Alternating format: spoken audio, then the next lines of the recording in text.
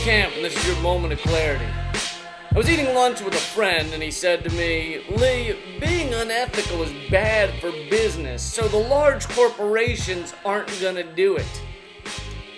I didn't respond immediately because I had to finish pulling a cannoli out of my nasal passage where I had inadvertently snorted it.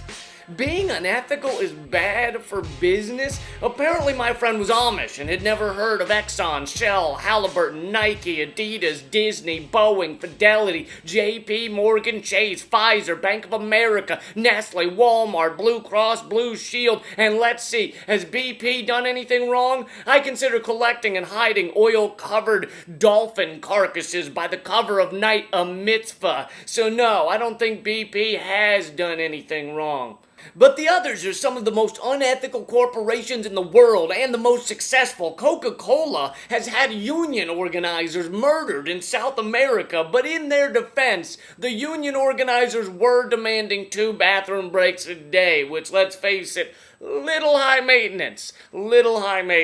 Nestle, which owns a large percentage of all bottled water, goes into poor communities, grabs up the water for cheap or free, and then sells it back to the people, sometimes at prices they can hardly afford. But then again, that might be the right thing to do because the people in places like Pakistan were heavily overwatered before Nestle showed up. Rumor has it they had water flown out their ears because they were fat on water, and there's nothing that disgusts me more than water obesity. I even heard they had so much water they were just bathing in it, like it just grew on trees or some Disney, on the other hand, really loves children. They do. They really love children. So much so that they lovingly give them jobs in their factories in China. But you know what they say? Mo money, mo problems. So rather than burden those children with the problems of money, they don't give them any. I mean, who can get upset at that? That's just being a good person. Fidelity is largely responsible for the funding of the genocide in Sudan. But you know what? At least they have a positive, upbeat attitude about it. I heard they were thinking of changing their motto to, "We put the fun back into funding a genocide." And they've also been serving a lovely warm apple drink at their headquarters. They're calling it Genocider, which is, cute and self-deprecating. And I love a corporation that doesn't take itself too seriously, so I'm going to let them off the hook on this one.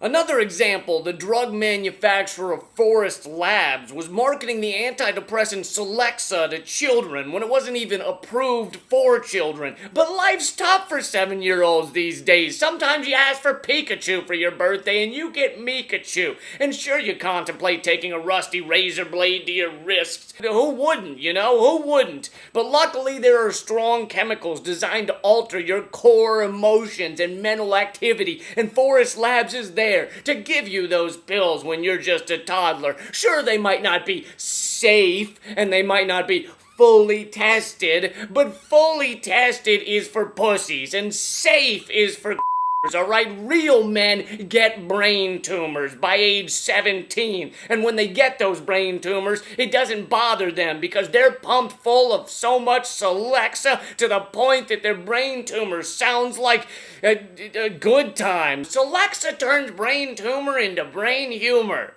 Of course, my friend could argue that Forest Labs is the perfect example of his point because they got caught for marketing to children and were forced to settle out of court for $300 million, which shows that bad companies get punished. But don't forget that Celexa brought in $2.3 billion in 1 year alone. So you turn a few kids into vegetables, you pay out $300 million, and you take in $2 billion. Not a bad year on the free market. Being unethical is to making money what human growth hormone is to hitting home runs. Most of you already knew this, alright? Most of you did. But after hearing 5 people tell me being unethical is bad for business, I couldn't resist taking it on. And even in the case of News Corp, which we're currently watching melt down under its own evil, we'll see. We'll see if this really crushes them or if it merely slows down their media takeover. And even if a couple of editors go to jail or whatnot, Rupert Murdoch will still be one of the richest men alive.